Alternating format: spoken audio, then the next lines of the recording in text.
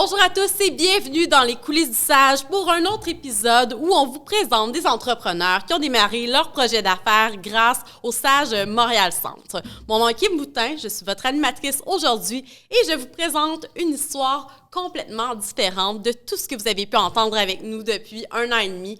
C'est en fait l'entreprise de Sandrine Gressard qui aide à briser les stéréotypes pour les métiers qui sont traditionnellement mieux vus pour les hommes encore en 2022. Donc, bonjour Sandrine, bonjour bienvenue Kim. dans les coulisses du Sage. Aujourd'hui, avec toi, on va parler de ton entreprise Girls Go Fly qui aide les femmes à devenir pilotes d'avion. En effet, donc Girls Go Fly a vu le jour en novembre 2018. Donc ça fait déjà presque 4 ans, j'en reviens pas. Mon but, c'était vraiment dès le départ, c'est que je voulais aider les femmes qui devaient devenir pilotes parce que quand moi je suis devenue pilote, j'ai réalisé qu'il n'y avait pas grand-chose pour nous. En tout cas, il n'y avait pas vraiment, il y avait des choses, mais il n'y avait pas de soutien dans le processus de devenir pilote. Il y avait des écoles, il y avait toutes sortes d'affaires, mais il n'y avait pas de soutien vraiment dans le processus. Donc, c'est ce qui fait que j'ai démarré Girls Go Fly. En français, ça s'appelle Jamais sans elle, mais tout le monde tripe sur le nom Girls Go Fly. Girls Go Fly. Ça sonne bien, en effet. Ah, bien, super. Bien, avant de commencer, on va parler, en fait, de où tu viens. Ça a été quoi, toi, ton parcours académique et puis ce qui t'a amené vers l'aviation, tellement pour connaître un petit peu là, tes motivations avant d'entrer dans le cœur du sujet, puis de parler vraiment plus de ton entreprise, puis de la différence que tu peux faire auprès là, de femmes qui peuvent finalement réaliser leurs rêves là, grâce à ton accompagnement. Donc, d'où viens-tu, Sandrine? Alors, je me dis toujours, en fait, je me présente souvent comme une citoyenne du monde parce que j'ai vécu dans plein de pays. En fait, je suis née en France, donc l'accent que vous entendez en arrière, là, c'est l'accent français. Je suis née en France, donc près de Paris, et après, on a déménagé sur la Côte d'Azur, puis après ça, on a déménagé aux États-Unis, puis après ça, on a déménagé à Toronto, fait que j'ai passé ma vie à déménager. Et donc, j'ai appris l'anglais super jeune, etc., mais les éléments déclencheurs au niveau de Girls Go Fly, c'est vraiment le premier élément, c'était j'avais 5 ans, on habitait sur la Côte d'Azur et ma mère a eu un ami qui est venu avec son hydravion, donc un avion sur flotte, dans la baie pour nous voir et il a proposé à mon frère et moi de faire un tour d'avion. Et j'ai découvert ce jour-là que mon frère était super peureux, mon grand frère, donc il a 3 ans de plus que moi, il était super peureux, puis tout ce qu'il demandait, c'était qu'on atterrisse, puis moi, j'avais juste le goût de rester dans les airs, puis même le pilote m'a pris sur ses genoux, puis il m'a dit « Veux-tu piloter? » Je dis « Ah oui! » À 5 ans? À 5 ans. Avec énormément d'expérience, Ah ben oui, absolument. Fait que là, j'étais sur ses genoux, bien sûr, mes pieds ne se rendaient pas au pédale, mais je pouvais toucher la colonne, puis là, il m'a dit « Écoute, si tu tires vers toi, l'avion va monter, puis si tu pousses vers loin de toi, l'avion va descendre. » Puis il me dit, vas-y, t'as les contrôles. Fait qu'il m'a donné les contrôles, puis moi, j'ai tiré pour aller vers le ciel le plus haut possible. Puis mon frère était là, arrête, elle va oui, nous pendant ce tuer. temps-là, le grand frère est derrière. Il était Puis lui, il était là, elle va nous tuer, arrête ça. Puis moi, je tripais. Moi, j'avais le temps de ma vie, là, puis j'étais comme, waouh! Puis c'est drôle parce que c'est un souvenir que j'ai oublié pendant super longtemps. Oui, parce que ça, quand on est très jeune, on commence, la mémoire mais ça m'a marqué quand même beaucoup, mais on dirait qu'après ça, je l'ai comme effacé de ma mémoire parce que après, j'ai eu des bribes de mémoire qui me rappellent que ma mère était comme pas du tout contente que finalement son amie m'ait emmenée en vol parce que je parlais tout le temps de ça. Puis elle voulait m'enlever cette idée-là de la tête. C'était comme, non, t'es une fille. Ah oui, déjà à 5 ans, tu parlais déjà de ça à tes parents parce que t'en avais vu à la télévision? Non, c'est juste cet événement-là. C'est juste cet événement-là. Après cet événement-là, c'était comme j'avais fait une fixation de ça. Puis, je comprends. Oui. Puis elle, c'était comme, non, ça se peut pas. Tu sais, je veux pas que ma fille soit pilote. Puis ce qui est vraiment bizarre, puis sur ça, je vous parle d'un autre élément déclencheur, c'est que j'ai une grande tante. Donc, c'était la tante, donc c'était la femme de mon grand-oncle, donc le frère de ma grand-mère. Okay. Donc, une génération au-dessus. Donc, comme un oncle et une tante, mais une génération plus loin, qui, elle, était cascadeuse et lui était cascadeur. Ils étaient les amoureux du ciel, on les appelait. Puis elle était cascadeuse et elle était parachutiste. Des métiers tout à fait non traditionnels. Tout à fait non traditionnels. Puis elle a battu le record du monde en 1956. Elle a sauté d'un avion à 38 000 pieds en parachute et elle a ouvert son parachute, je pense, en affaire comme à 400 ou 500 ou 600 pieds. En fait, elle s'est explosé les 2 tympans, elle s'est pété la colonne vertébrale, mais bon. Puis elle a continué après ça. Donc, ça pour dire qu'elle, c'était... on parle de ça comme si c'était une petite blessure. Non, elle était casse-cou, là. Elle était casse-cou. Puis, imagine, dans les années 50, une femme, Elle était casse-couille. Tout le monde l'a regardée comme si elle était une alien. Là. C'était comme, elle devait pas être humaine, ça se peut pas. Mais moi, je tripais. À chaque fois que je rencontrais ma grande-tante, j'étais comme, il y avait Dieu que pour elle, parce que je me disais, waouh, quelle femme extraordinaire. Parce qu'elle a fait tous les métiers. Elle a été cascadeuse, elle a été actrice, elle a été mannequin, elle a écrit 2 livres, elle a été écrivaine. Elle a été comédienne, elle a vraiment fait tous les métiers qu'elle voulait faire. Ça a été une inspiration majeure. Là, je comprends maintenant d'où vient cette flamme-là au fond de toi. C'était dans tes gènes, de loin, mais c'était dans tes gènes. Puis là, à chaque fois que je voyais cette grande-tante, en fait, il faut que je spécifie que c'était la femme de mon grand-oncle. Donc, en fait, elle n'était pas... il n'y avait pas de sang, de lien sanguin, mais il y avait un lien vraiment puissant. Puis à chaque fois qu'on me disait « Ah, Tata Coco, viens nous voir », j'étais comme « Ah, j'avais tellement hâte de la revoir parce que je me disais, elle m'inspire vraiment beaucoup. Mais à chaque fois que je disais à ma famille que je voulais faire des trucs... Mais ta mère l'aimait pas du tout, finalement. Ben, elle l'aimait, mais elle n'aimait pas que je m'identifie à elle. C'était comme non. Fait que, en tout cas, à l'âge de 18 ans, je suis en Espagne, je travaille sur des tournages de films, je rencontre un instructeur de... Parce que, OK, un instant. Donc là, tu as travaillé sur des tournages de films, mais est-ce qu'ensuite de ça, là, après ton très jeune âge, ta jeune enfance, tu as choisi d'aller faire des études dans un secteur plus... Non, j'ai fait mon secondaire à Toronto. Donc, à l'époque, là-bas, il y a pas de cégep, mais il y a l'équivalent du cégep, c'était un grade 12 et un grade 13. Ils ont enlevé grade 13 depuis, mais ils avaient ça, une 13e année de secondaire. Donc, secondaire 5 et secondaire 6. Non, ça serait même secondaire 6, secondaire 7. En tout cas, bref, il y avait comme 2 années de plus, comme un cégep, mais tu restais dans la même école. Et j'avais fait spécialiser en art dramatique parce que j'ai toujours aimé la culture, l'art, la scène, etc. Et j'ai toujours chanté, fait du théâtre. C'est un autre genre de risque, on peut se le dire. Exact. Fait que j'aimais beaucoup être sur scène, j'aimais beaucoup performer. Je suis chanteuse depuis toujours. Puis, donc, j'ai fait mes études en art dramatique.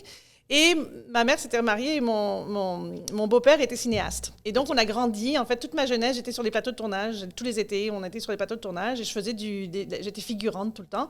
Fait qu'à 17 ans et demi, 18 ans, quand j'avais presque fini mes cours, on m'a proposé d'aller passer l'été en Espagne. Parce que attends un peu, là. Quelle enfance stimulante! Oui, c'est vraiment pas toutes les jeunes filles, les petites filles qui ont la chance d'avoir une enfance où elles peuvent finalement découvrir des métiers qui sont... disons-le, là, un peu plus rares, là, parce que autant au niveau du cinéma que des cascades pour les films, que pour des pilotes d'avion, c'est des métiers quand même qui sont un peu moins fréquents. Là, c'est pas professeur d'école. Là. Non, c'est ça, exactement. Fait que c'est sûr que moi, j'ai grandi dans un environnement où ma mère, je pense que s'il y a une phrase qu'elle m'a répétée le plus souvent dans ma vie, c'était « Sandrine, dans la vie, il faut être original. Sandrine, dans la vie, il faut être original. Sandrine, dans la vie... » Puis elle me le répétait tout le temps. « Sois original, sois pas comme les autres. Fais pas comme les autres, sois original. Sois différente, sois original. » Mais quand je voulais être un peu trop originale, ben là... mais pas trop. C'est ça. Sois là un peu, mais pas trop. Fait que, elle avait ce discours-là. Puis en même temps, elle avait le discours super traditionnel français de « Trouve-toi un homme avec un bon statut, marie-toi et des enfants, etc. » Donc, on dirait qu'il y avait comme une bataille interne qu'elle vivait, mais elle la projetait envers ses filles. Parce qu'envers ses garçons, parce que j'ai plusieurs frères et sœurs, envers mes frères, elle n'a jamais été comme ça. Donc, elle avait un discours complètement opposé avec les garçons qu'avec nous. OK. Donc, nous, elle nous éduquait à faire à manger, faire la vaisselle, s'occuper de la maison, s'occuper des enfants, de nos frères et sœurs. Puis les garçons, ils avaient libre cours à ce qu'ils voulaient faire. Donc, c'est vraiment très particulier parce qu'il y avait 2 discours. Et autant il y avait ce discours de soit originale, soit différente, puis il y avait l'autre discours de soit traditionnel, puis rentre dans le moule. Donc, finalement, j'ai fait beaucoup de travail sur moi puis de thérapie au cours des années pour comprendre pourquoi j'avais cet élan de vouloir faire mes trucs, puis en même temps, ça venait peut-être de ta mère qui était tiraillée des 2 côtés, parce exact. que peut-être qu'elle, plus jeune, elle aurait aimé pouvoir réaliser certains rêves, mais que la société et la famille l'ont dirigée vers finalement un avenir plus... traditionnel, là. Alors, mon grand-père, c'était le patriarche. Il nous disait comment on vivait notre vie, puis il ne fallait pas qu'on sorte de ce sentier-là. Fait que moi, à 18 ans, donc, je rencontre cet instructeur de parapente en Espagne. Je suis en Espagne pendant 3 mois. Finalement, j'extensionne mon séjour à notre 3 mois. OK, t'es tombée en amour, finalement, avec un instructeur de parapente sur un tournage de film. Donc, on tournait un film. C'était Et là, j'avais 18 ans et j'étais en Espagne et ma mère était encore à Toronto. Donc, j'avais la distance et l'océan qui nous séparaient. Liberté totale. 18 ans, là, Et là, j'ai décidé de faire mon concours de parapente, j'ai réussi mon brevet et ma mère a appris ça par la bande. Et donc, elle m'a appelée, puis c'était la catastrophe. Puis c'était, t'arrêtes ça tout de suite, sinon, bon, bref. Donc, finalement, elle s'est servie de problèmes politiques. À ce moment-là, il y avait la première guerre du Golfe qui s'était déclarée. Elle m'a dit, je veux pas que tu sois en Espagne toute seule pendant qu'il y a tout ça qui arrive dans le Golfe. Elle voulait me faire peur, elle a réussi. Donc, je suis partie, je suis retournée chez mes grands-parents en France. Et puis là, elle a réussi à m'aider à décrocher un autre contrat avec mon beau-père dans le cinéma pour que je vive ailleurs et que je quitte mon copain et que j'arrête le parapente. Donc, c'était très puissant. OK, donc ta mère s'est vraiment imposée dans tes choix de vie, finalement. Complètement. Toi, au fond de toi, tu avais moi, je voulais continuer le parapente. Oui, je voulais ouais. continuer le parapente, puis peut-être devenir pilote d'avion. Puis j'étais comme, là, c'est parfait, etc. Bref, donc j'ai mis ça de côté. J'ai continué à travailler dans le cinéma. Après ça, au bout de 5-6 ans à rouler ma bosse dans différents pays en Europe, voyager, etc., j'ai réalisé un beau jour que j'avais 23 ans. Je n'étais pas vieille, mais à 23 ans, j'ai fait comme, oh my God, j'ai 23 ans, j'ai pas de diplôme, j'ai pas vraiment de carrière. Oui, parce que tu travaillais dans le cinéma par le biais de la famille, finalement, qui avait pu t'ouvrir ces opportunités-là. Ouais. Puis après ça, j'en ai ouvert moi d'autres, puis je me suis fait un nom, mais tu sais, c'était long à gravir les échelons. Ouais. Puis là, j'ai aussi frappé des murs parce que j'étais une femme. Puis dans le cinéma, les années 94, 95, puis même encore... Même maintenant, ouais. Surtout en Europe, là... Les promotions sont données de façon non correcte, si on peut dire. On n'entre pas dans les détails de ce milieu-là, mais c'est ça. Ouais, donc, on comprend. Si tu veux, j'ai choisi que c'était pas pour moi. Et donc, j'ai décidé de retourner aux études. Et là, j'ai décidé de venir m'installer à Montréal parce qu'en fait, là aussi, concours de circonstances, j'ai rencontré une cousine que je connaissais pas qui habitait à Montréal, qui était venue voir mes grands-parents dans les Caraïbes. Moi, j'étais dans les Caraïbes en vacances pour voir la famille en même temps. Fait que là, on s'est rencontrés là-bas. Puis là, elle m'a vendu Montréal. Donc, on est allé souper. Puis un soir, on va souper. Puis la première question qu'elle me pose dès qu'on s'assied, c'est « Au fait, Sandrine, pourquoi tu n'as pas fait d'études? » Je suis là, je sais pas. Elle m'a dit, là, t'es rendue à 23-25 ans? 23 ans. Puis là, elle me dit « T'as pas fait d'études universitaires? » Je suis comme « Non. » En fait, je suis dans ta famille, c'était important de faire des études? Non, parce que personne voulait que les filles fassent des études. Donc, il n'y avait personne qui avait d'études chez moi, ni les hommes, ni les femmes. Puis, mon grand-père avait poussé que mon frère fasse des études, mais mon frère, c'était vraiment pas le type studieux. Ce qui fait qu'il ne voyait pas comment il allait pousser une fille à faire des études parce que c'était contre ses principes. Ce qui fait que moi, je n'avais pas fait d'études universitaires, mais j'y pensais. J'étais allée en vacances exprès pour réfléchir à ma vie et savoir ce que j'allais faire. Et là, il faut se rappeler qu'on n'est pas si loin. Là. On est dans les années 90, milieu 90. Ah, ça fait quand même bientôt 30 ans, là. Ouais, bon, c'est vrai que ça fait... C'est vrai, donc, mais quand même, je veux dire, on n'est pas dans les années 50 pour que cette mentalité-là se perpétue là, dans le temps. Là, mais il ne faut pas oublier qu'on est au Québec aussi. Puis au Québec, il y a, en termes de genre, on a encore beaucoup de chemin à faire, mais on est super avancé, contrairement à des pays européens. OK. Et en Europe, dans certains pays, puis la France, c'est vraiment un pays qui a encore de la misère à vraiment avancer. Toutes les femmes à qui, si tu parles à n'importe quelle femme qui vit encore en France, qui travaille en France, elle n'est pas considérée au niveau égal avec... C'est vrai, c'est des enjeux dont on entend souvent parler par les gens qui émigrent au Québec. Là. Il y a beaucoup de femmes qui ressortent ces enjeux-là qui sont encore très présents. Il y a encore beaucoup de différences, alors qu'au Québec, on les sent de moins en moins. Il y en a encore, mais il y en a beaucoup moins, et c'est vraiment beaucoup plus libéral et beaucoup plus avancé. Donc, bref, 95, je suis sur la côte je suis dans les Caraïbes avec mes grands-parents. Ça faisait plusieurs années que je n'avais pas vu ma famille, donc, parce qu'avec les voyages et tout. Donc là, on passe du temps ensemble. Et là, je vois cette cousine qui me parle de Montréal, puis qui me vend les universités. Il y a 4 universités, il y en a 2 en français, 2 en anglais, tu peux choisir, nanana, you can do anything you want, et tout ça. Fait que là, 3 heures de souper avec elle, je suis sortie de là, j'étais gonflée à la bloc, j'ai fait OK, je m'en vais à Montréal. Fait que ce soir-là, j'ai décidé de venir m'installer à Montréal. J'avais jamais mis les pieds à Montréal de ma vie. Fait que ça m'en fait déjà là, du pays, là. T'es jeune et fait que là, je vivais au Luxembourg à l'époque. J'étais partie en Caraïbes voir ma famille. Fait que là, j'étais comme, OK, là, il faut que j'arrive pour commencer l'année scolaire en septembre. Donc, il faut que je trouve un moyen d'accumuler mes sous pour pouvoir faire cette transition, déménager au Canada, etc. Fait que je me suis donné... Donc, ça, c'était au mois d'avril. Donc, j'allais avoir 23 ans, parce que je suis au mois de juillet. Donc, j'allais avoir 23 ans. Puis ça, je suis revenue au Luxembourg. J'ai donné ma démission. J'ai donné mon 1 mois. J'ai calculé mes sous. J'ai économisé tout. J'ai dit, OK, j'avais passé la saison estivale en Espagne, parce que je parle espagnol couramment. Puis j'ai dit, l'été en Espagne, tu peux faire beaucoup d'argent dans les bars et tout. Fait que j'ai travaillé dans les bars et les boîtes de nuit tout l'été. Je me suis accumulé 3 jobs. D'ailleurs, c'est à TDA que j'ai accumulé un autre métier. Je suis devenue toiletteuse de chiens l'après-midi. C'est juste... Écoute, c'est juste incroyable. Je ne sais pas si les gens qui nous écoutent voient le dessin, mais il y a tellement de choses que tu as fait rapidement. Là, entre 5 ans et 25 ans, là, j'ai l'impression que c'est une vie de voyage et d'expérience de travail complètement éclatée. Que, écoute, là, probablement le 5% de la population vont vivre ça. Là. Ben, et puis, tu sais, c'est un peu ce que je dis quand je coach des filles en aviation ou même j'ai coaché des entrepreneurs avant de monter mon entreprise en 2018. J'avais une autre entreprise qui coachait des entrepreneurs. Puis, quand je coach des entrepreneurs, c'est toujours ce que je dis à n'importe qui se cherche un petit peu, c'est, tu sais, et alors, c'est pas grave si tu changes d'avis. C'est pas grave si tu as décidé que tu ferais ça pendant 10 ans, puis finalement, au bout de 3 ans, tu dis pas pour moi, ou au bout de 6 mois, tu changes d'avis. C'est pas grave. On est tous coincés des fois. Ouais, mais là, qu'est-ce que les gens vont penser? On s'en fout. On s'en contrefout parce qu'en bout de ligne, c'est ce que toi, tu penses de toi qui compte. Parce que ce que les gens pensent de toi, eux, ils ont leur propre peur par rapport à ça, leur propre bagage par rapport à ça, leur propre vécu. Mais c'est eux. Puis moi, c'est moi. Puis toi, t'es toi. Donc, je veux dire, on a chacun notre... Moi, ce que je me dis tous les jours de la vie, il n'y a pas un jour qui passe que je me dis pas ça, c'est qu'est-ce que je vais me dire quand je serai plus vieille? C'est quoi que je vais regarder en arrière puis faire? Est-ce que j'ai vécu la vie que je voulais vivre ou est-ce que j'ai vécu la vie que mes parents ont voulu que je vive? Est-ce que j'ai vécu la vie que mon grand-père aurait été satisfait que je vive? Mais c'est quoi qui est important en bout de ligne? C'est ce que moi j'ai vécu ou ce que les autres vont penser de ce que j'ai vécu? C'est tellement ça. Hein? Puis les gens, souvent, pourquoi ils restent coincés dans un carcan qui leur convient pas? C'est parce qu'ils sont trop préoccupés. Ouais, mais là, ma mère va me donner de la chenoute parce que là, mon père, nanana, puis là, mes grands-parents, ils vont pas comprendre, puis là, mon chum, il va nanana, puis là, mais... Aujourd'hui, c'est la société va me juger. Mais en bout de ligne, en fait, le juge le plus dur, c'est nous-mêmes.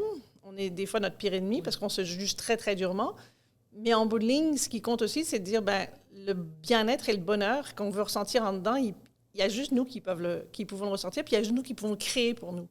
Puis ça, j'ai compris ça. Donc, en fait, forward, on avance un peu. À 23 ans, j'arrive à Montréal. Finalement, je commence des études en droit. Au bout de 6 mois en droit, je décide que c'est vraiment pas pour moi. En fait, non, j'ai fait un peu plus que ça. J'ai fait 1 an et quelques en droit. 1 an et quelques, à temps partiel. Je travaillais le jour comme adjointe administrative dans les bureaux. Parce que un petit peu moins d'adrénaline. Mais peut-être que rendu en cours, il y a plus d'adrénaline, là, mais les études, disons que... Ouais. Puis là, j'ai piloté un avion. Ouais, puis là, j'ai réalisé que tout à coup, je me rappelle, dans un cours de droit des affaires, la prof nous explique que, tu sais, quand tu commences comme avocat, tu vas commencer à faire la vérification de dossier dans un cabinet, etc. Puis après ça, tu vas pouvoir plaider et tout, mais que tu vas devoir défendre des clients, puis des fois, tu ne seras pas d'accord avec le client, puis tu sauras que le client, il est coupable, mais tu dois le défendre pareil. Par chance, Sandrine, tu avais de l'expérience en tant que comédienne, en cinéma, là, du moins. Tu étudiais en théâtre, si je me souviens. Ouais. Une chance. Mais quand elle a dit ça, j'ai fait « Ugh! » Il va falloir que peut-être que je défende quelqu'un que je sais qui est coupable, puis il faut que je le défende. Pas aligné avec tes valeurs. Complètement pas. Ouais. Je serais incapable parce que j'ai beau être très bonne sur scène, je peux pas jouer au poker parce que le poker face, je connais pas. Non, puis là, on parle de réelles situations. Là, on n'est pas dans exact, une mise en scène. Je me disais, c'est quelqu'un qui a fraudé ou je sais pas trop quoi, puis je sais qu'il a fraudé, puis il me dit, sors-moi de ce marasme-là. Moi, je me voyais tellement pas lui dire, oh oui, pas de problème, je vais arranger ça avec le juge. Non! Fait que là, ça a tout détruit mon affaire ce jour-là. J'ai fait, OK, fini, je peux plus faire du droit, c'est impossible, je serais pas capable. Donc, tu as lâché ce programme? J'avais commencé un certificat. En fait, je voulais faire un bac par cumul de certificats. Puis là, j'ai lâché ça, puis j'ai fait, bon. Puis là, c'est une amie à moi qui m'a dit, Sandrine, de toute façon, t'es faite pour le monde des affaires, pourquoi t'es pas au HEC? Puis j'arrive, je fais, quoi? Comment ça au HEC? Je rentrerai jamais au HEC, je suis pourrie en maths. Et elle me dit, là, essaye, tu sais jamais, si t'essayes pas, tu le sauras pas.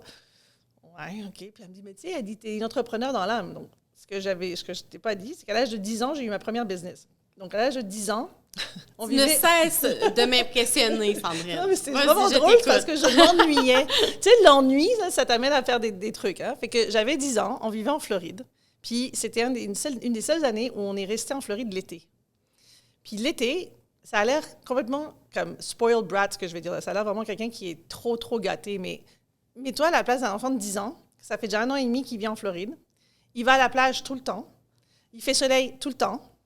Puis quand tu as 10 ans, t'as pas de party avec les amis le soir.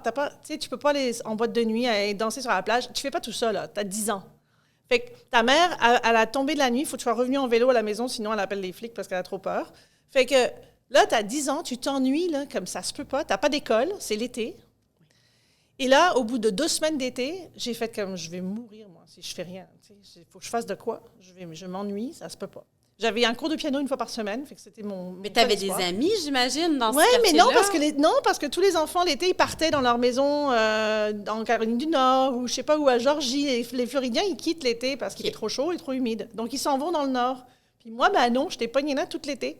Fait que là, j'étais comme, je peux pas faire ça, je vais virer folle. Fait que là, je me suis dit, tiens. C'était une réflexion assez mature, on va se le dire, pour un jeune je âge, sais. Oui, mais c'était vraiment parce que j'étais comme, faut que je trouve de quoi pour m'amuser. Puis comme mes parents n'avaient rien trouvé pour moi, puis ils voulaient pas m'envoyer en camp d'été ni rien, j'ai fait comme, bon, qu'est-ce que je peux faire?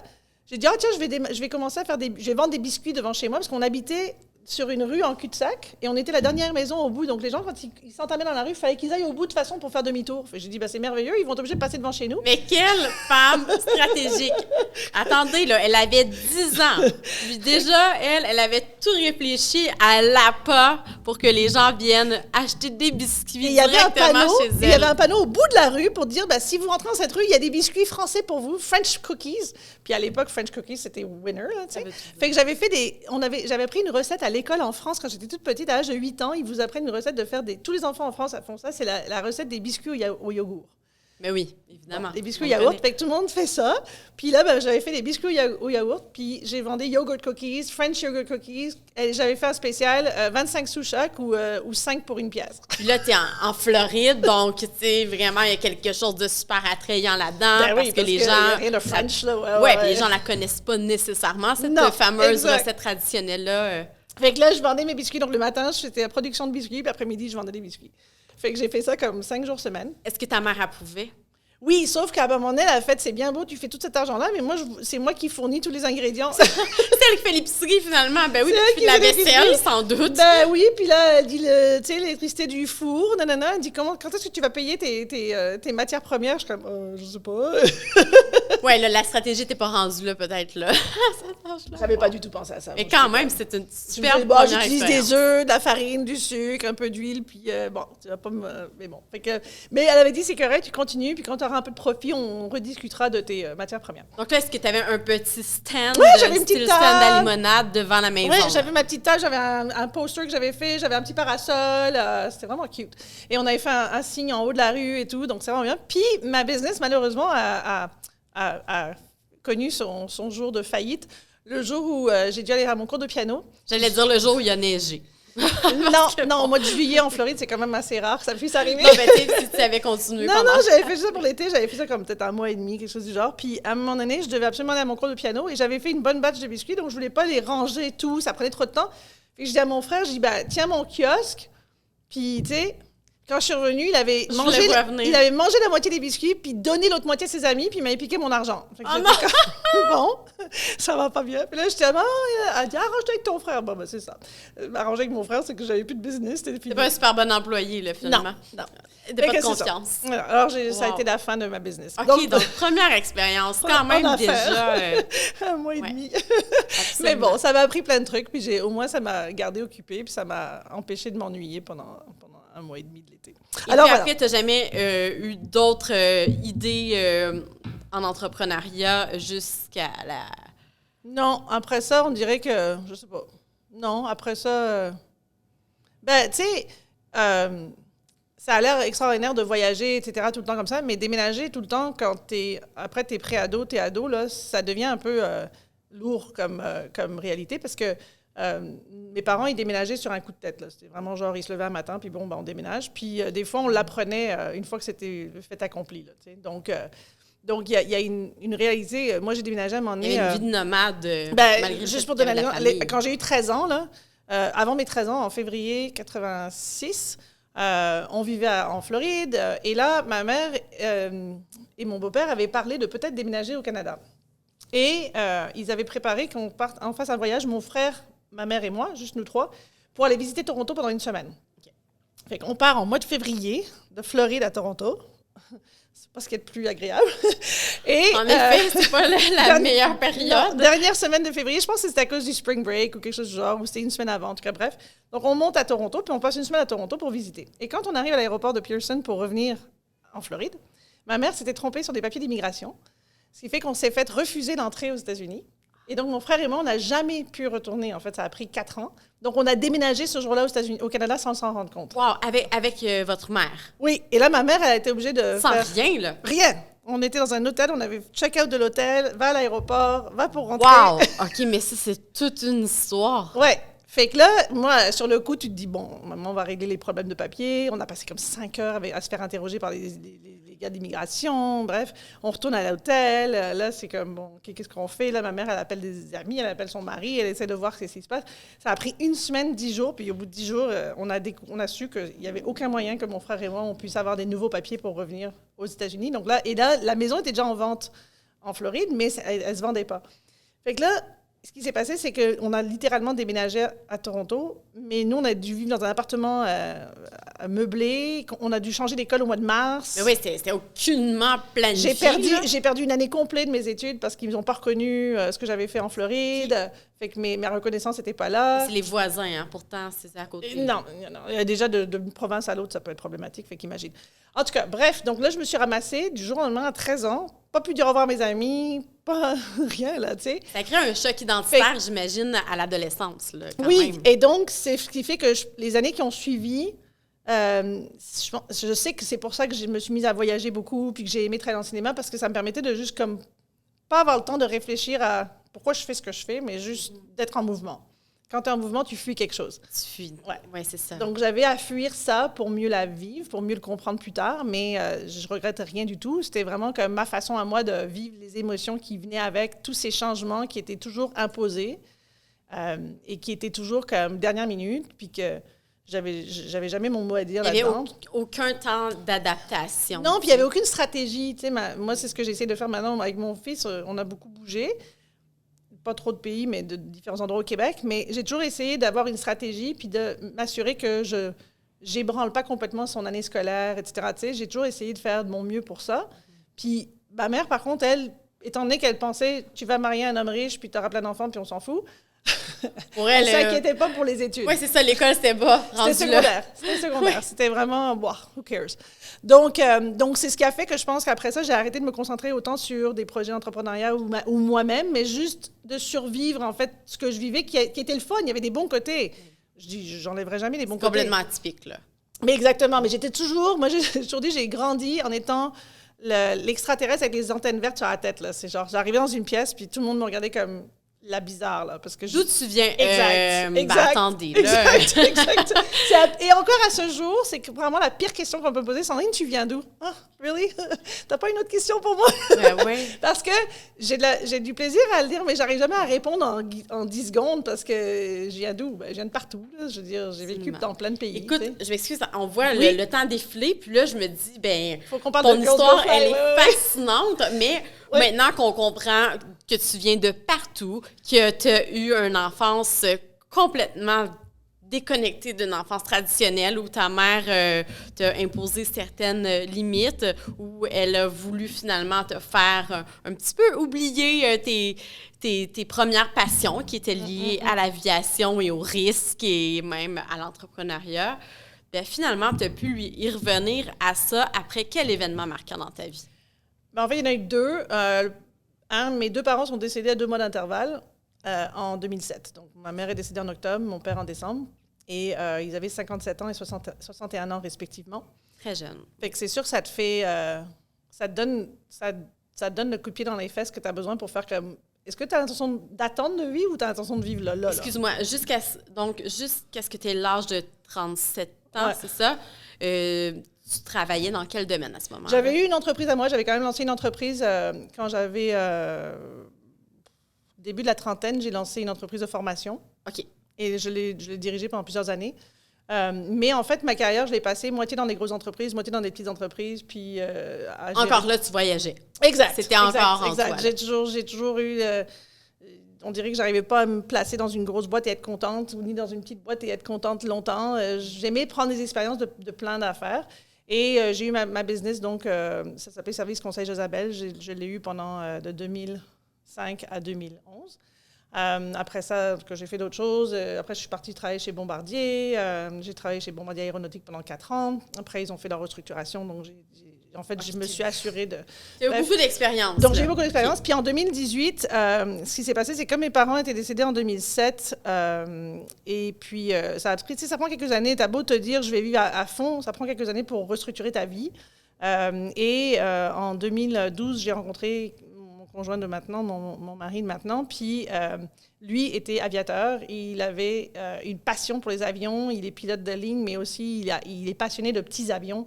De tout ce qui se vole, de planeurs, etc. Et donc, quand je l'ai rencontré, j'ai fait comme « Oh yes, je vais pouvoir enfin voler ». Tu retrouvais ton rêve. Mon rêve. Donc, quand t'avais 5 ans. Donc, c'est ça. Donc, l'été de mes 40 ans, j'ai passé mon permis de moto parce que je voulais aussi faire de la moto depuis longtemps. L'été de mes 41 ans, j'ai passé mon permis de pilote de planeur.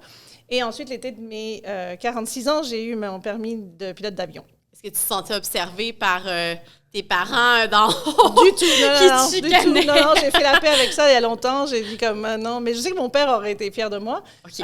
Ma mère, je pense qu'en bout de ligne, elle aurait probablement été aussi, mais au début, elle m'aurait chicanée. Ma grand-mère, qui était encore en vie jusqu'en 2016, elle, à chaque fois que je lui parlais de voler, elle était comme fais attention et tout. J'ai dit mais oui, t'inquiète pas. Oui, c'est des peurs par amour finalement.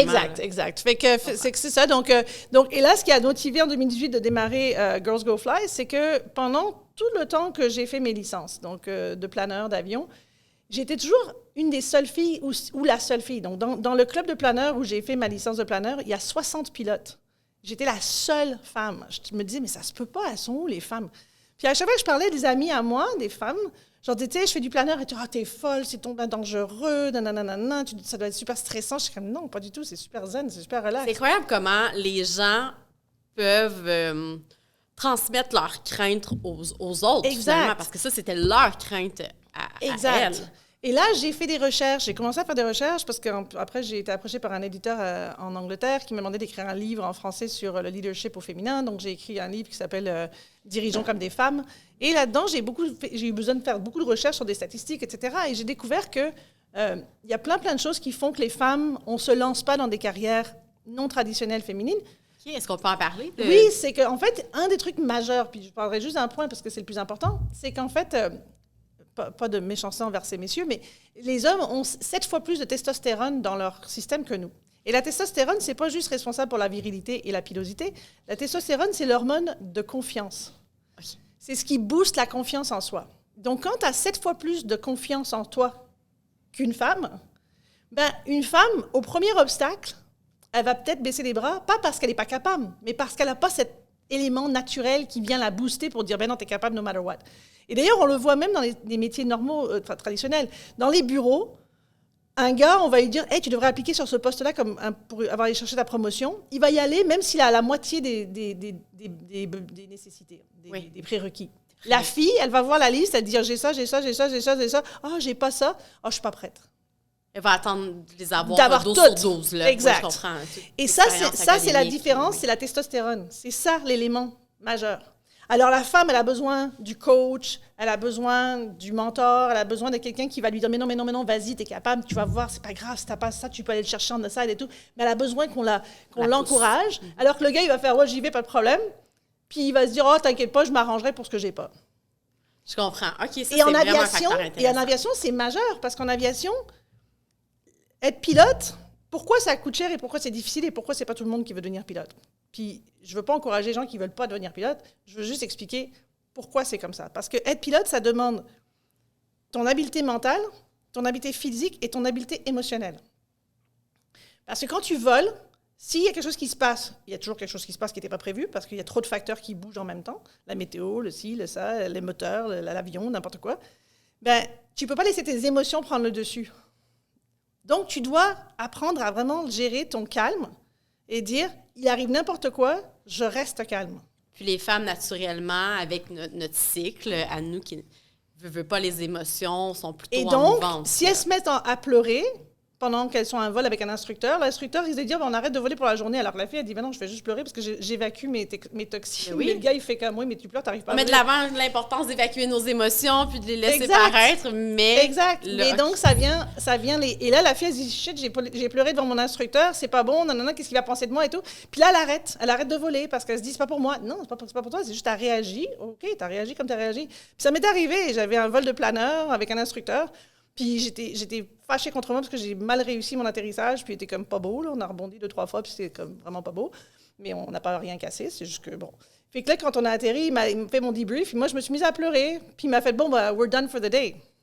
Comment ça, we're done? Oui, il n'y a aucune place. Alors, j'ai dit, mais non, j'ai dit, tu pleures? Je dis, ben oui, dans 30 secondes, je pleurerai plus, là. Donne-moi 30 secondes, ça va bien aller. Il dit, ben là, t'es pas en état de voler. Je dis, ben oui, je suis en état de voler. Mais lui, il est habitué à voler qu'avec des gars. Puis les gars, ils volent pas, ils pleurent pas, ils donnent des coups de pied à quelque chose. Mais... Ils sont violents. Voilà. Ils pleurent pas, ils Ou, brisent un mur. ils sont mais ils vont l'exprimer autrement. Puis chacun sa façon d'exprimer, sans jugement. Mais comme les instructeurs sont que des gars, donc on est dans un cercle vicieux où t'as que des gars qui sont instructeurs. Là, c'est récent, là, ça fait quelques années de ça. Là, donc, toute cette mentalité patriarcale là, d'homme est encore c'est un boys club. présent. Puis le chiffre de femmes pilotes, en 1929, quand Amelia Earhart a fondé les 99s, dont je suis vice-présidente du chapitre du Québec, les 99s, c'est la seule association de femmes pilotes au monde. Oui. On est 6800 pilotes maintenant membres de cette association-là. En 1929, c'est quand même très peu au monde, là, on s'entend. Là, mais il y a plus de pilotes que ça, mais pas tous sont membres des 99s, mais en tout cas. Mais donc, c'est quand même 7000 pilotes. En 1929, il y avait 99 pilotes, c'est pour ça que ça s'appelle les 99s, qui étaient membres de l'association, qui ont fondé l'association. Mais en 1929, il y avait 5% de femmes pilotes dans tous les pilotes. Okay. En 2022, on est 5,7%. Ouch! Ouais. OK, mais l'évolution est d'une lenteur sans précédent. Pourquoi? Parce que tant et aussi longtemps qu'on ne réalise pas que les femmes peuvent être 50% de la solution, parce qu'on est 50% de la population, donc on est 50% de la solution de la pénurie de pilotes. C'est pas compliqué. Sauf que tant et aussi longtemps qu'on va approcher les femmes de la même façon quand on les forme pour devenir pilote, tant et aussi longtemps que les politiques d'entreprise d'aviation ne vont pas changer pour dire une femme qui vient d'avoir un bébé, elle ne devrait pas avoir un horaire sur appel, parce que quand tu as un bébé, tu ne peux pas être sur appel.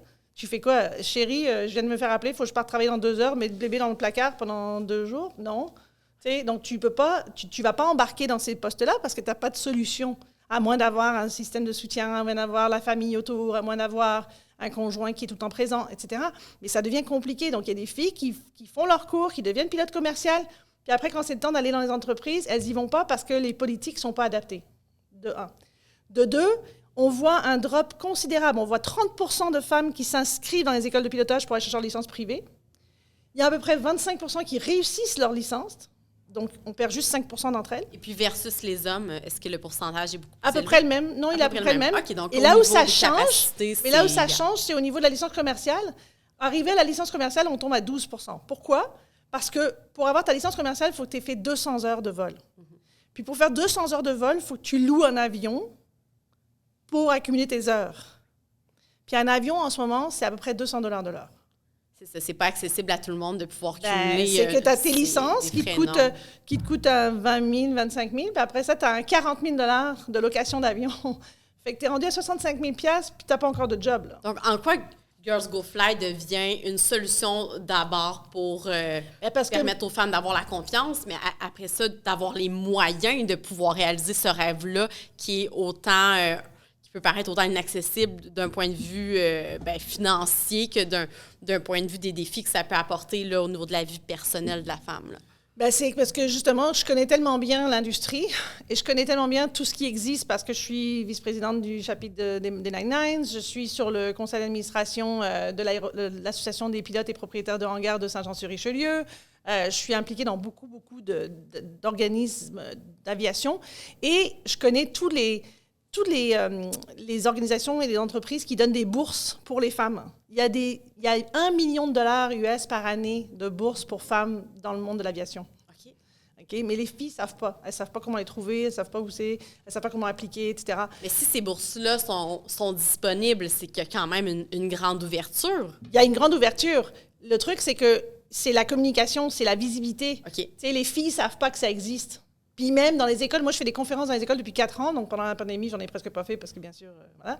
Mais depuis 4 ans, je fais des conférences dans les écoles, puis je parle aux jeunes des métiers d'aviation, je parle aux garçons comme aux filles, et je leur dis, vous savez, on a un super programme au Canada qui s'appelle les cadets de l'air. Les cadets de l'air, tu peux aller chercher tes 2 licences planeur et moteur gratuitement par bourse.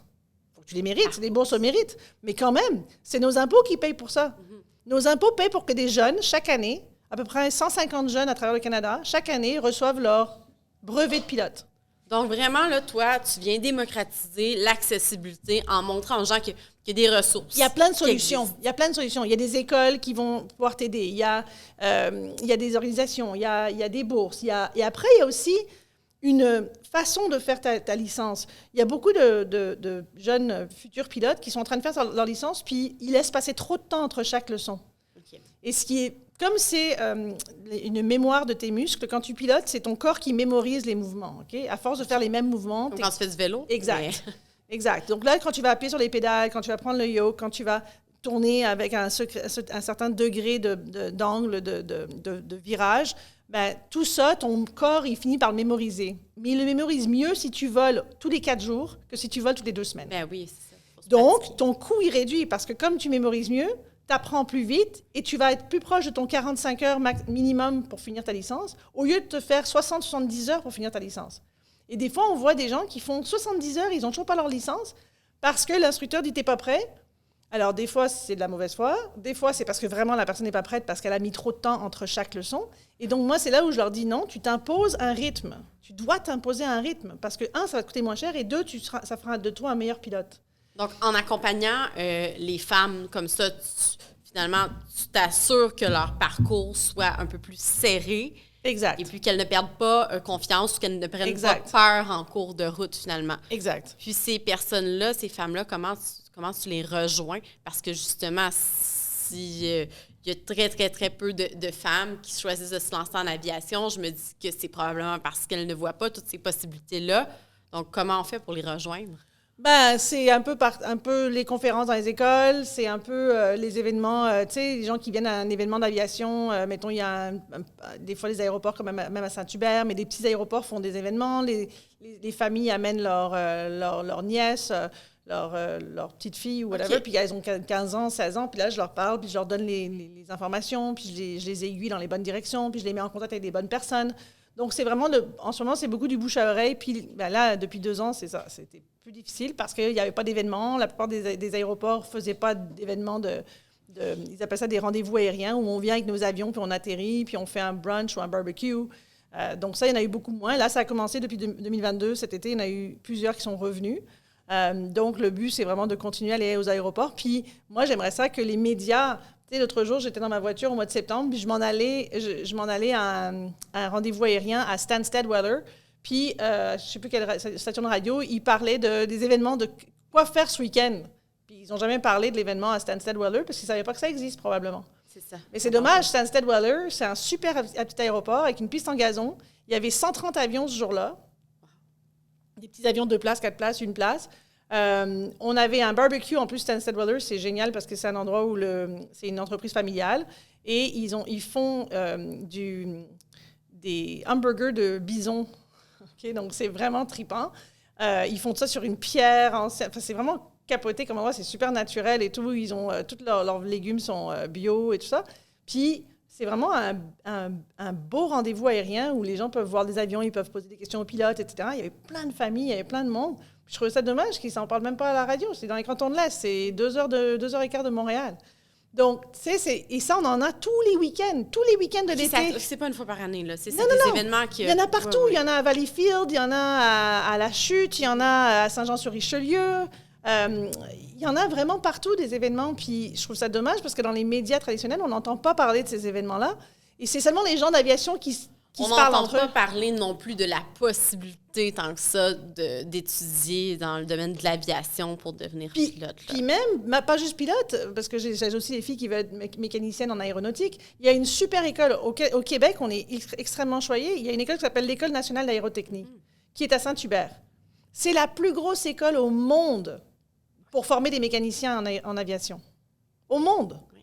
Ils ont des gens qui viennent de plein de pays, des jeunes qui viennent étudier au Québec, à Saint-Hubert, pour apprendre à être mécanicien. Puis on n'arrive pas à chercher des Québécois qui veulent apprendre à être mécanicien d'aéronautique. Un mécanicien d'aéronautique, il sort de ses études, il a une job comme ça, puis il fait comme 60-65 000 en sortant. Donc là, c'est ton rôle là, en ce moment. Tu dirais que... C'est quoi ton rôle majeur aujourd'hui? Ben, c'est d'ouvrir les portes puis d'aiguiller les gens vers toutes les possibilités, puis que tu n'es pas obligé de travailler, et j'ai rien contre le travail de bureau, j'en fais encore actuellement, mais tu n'es pas obligé de te ramasser du 9 à 5 dans un bureau. Tu n'es pas obligé de te ramasser à faire des jobs au détail où tu as des horaires un peu pas géniaux puis tu n'es pas super bien payé. Il y a des métiers extraordinaires en aviation. Tu peux être contrôleur aérien. Tu n'as pas besoin de diplôme universitaire pour être contrôleur aérien en passant. OK. Au bout de 3 ans, tu fais 100 000 par année. Et ta formation est payée, quand même. Oui.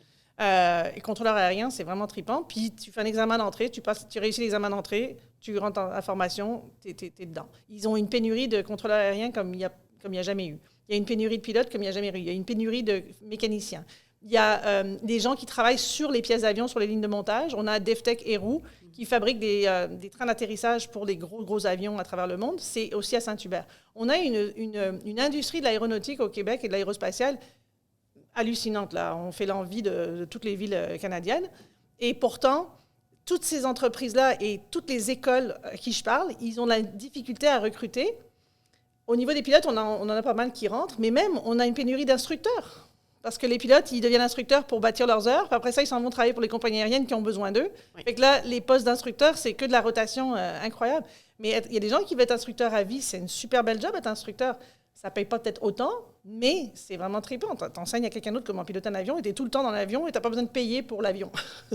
Vraiment. Puis depuis que tu as commencé Girls Go Fly, tu as aidé plusieurs femmes à se diriger dans cette oui, j'en ai plusieurs. Je n'ai pas le chiffre exact parce que, bon, je fais des fois de façon amicale, bénévole. Je le fais beaucoup dans toutes les conférences que je donne. Je vais aux États-Unis au gros spectacle aérien comme à Sun and Fun. Je fais des conférences là-bas. J'ai aidé des Américaines aussi à aider leurs filles.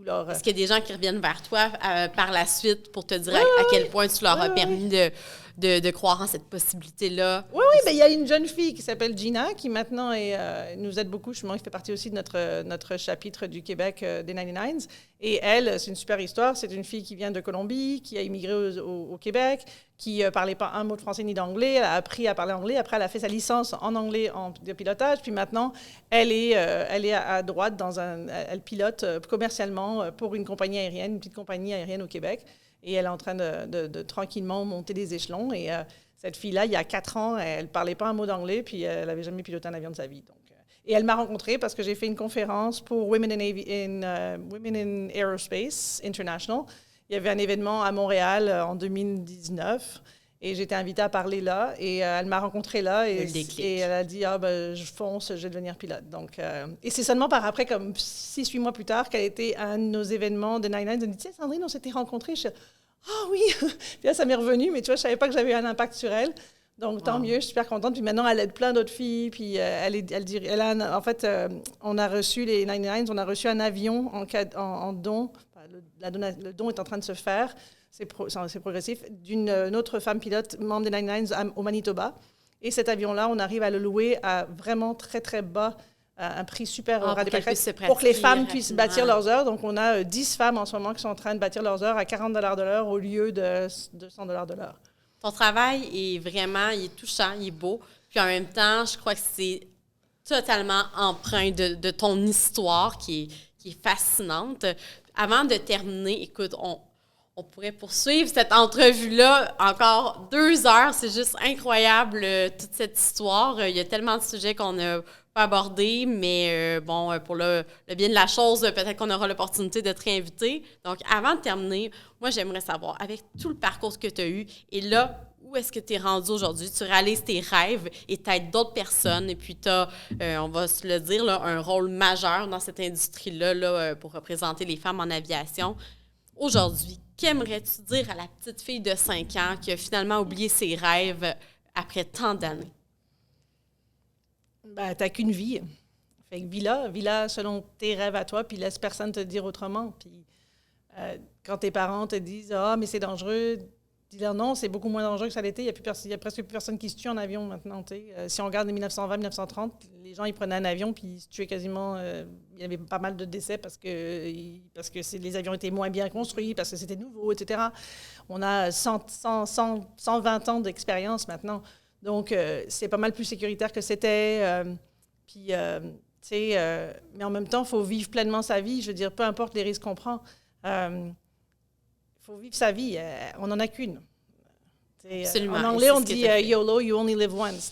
Puis on n'a qu'une seule vie. Donc, c'est soit on fait le maximum de cette vie-là, puis on en profite à fond pour être bien nous. Parce qu'en bout de ligne, nos parents, tout ce qu'ils veulent, c'est quoi? C'est qu'on soit heureux. C'est vrai, au final. Tous les parents disent la même chose. Moi, tout ce que je veux, c'est que mes enfants soient heureux. Puis des fois, ils nous empêchent de faire des trucs parce qu'ils ont peur pour nous. Mais en bout de ligne, je sais qu'au fin fond de eux, ils veulent qu'on soit heureux. Puis je suis une maman, puis je veux que mon fils soit heureux. Et ma belle-fille, qu'elle soit heureuse. Donc pour moi, c'est important qu'ils soient heureux, qu'ils fassent ce qu'ils aiment. Puis qu'ils fassent leurs erreurs, puis qu'ils fassent leurs... En fait, je ne crois même pas au mot erreur. Qu'ils fassent leurs expériences. Qu'on vive leurs expériences, qu'on regarde ce que ça a donné, puis ah non, finalement, ça, je n'ai pas aimé. OK, je m'en vais faire ça. C'est pour ça que j'ai fait autant de métiers que j'ai fait, parce que je suis curieuse à la base. Puis maintenant, dans ma vie de tous les jours, je suis vice-présidente copropriétaire d'une entreprise de formation. Je suis revenue à mes grands amours quand même, parce que j'adore former, j'adore aider. Donc, je forme du monde et je travaille donc pour cette entreprise-là vraiment à temps plein. Puis, Girls Go Fly, je continue de la développer parce que ça reste ma passion, mon autre passion. Puis, c'est correct d'avoir 2-3 passions.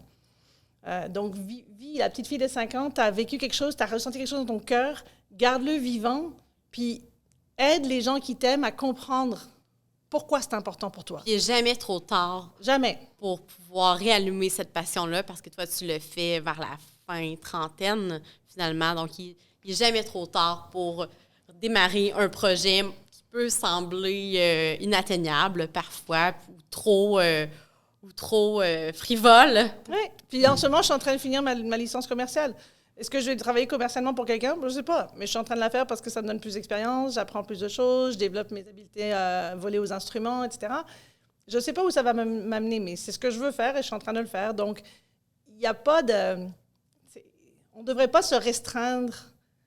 Et puis, des fois aussi, on se restreint parce qu'on pense que j'aurais pas l'argent, j'aurais pas ci, j'aurais pas ça. Mais quand on est complètement enligné vers ce qu'on veut faire, il y a toujours quelque chose qui arrive. On dirait que l'argent arrive de... Il y a le sage qui t'a aidé. Oui, il y a le sage qui m'a aidé. On n'a même pas eu l'occasion d'en parler, mais je veux dire, de démarrer avec le sage aussi. Oui, mais mon passage au sage était génial parce que une des choses que je veux dire aux entrepreneurs qui démarrent une business, tout le monde, on fait la baboune quand on nous dit qu'il faut faire un plan d'affaires.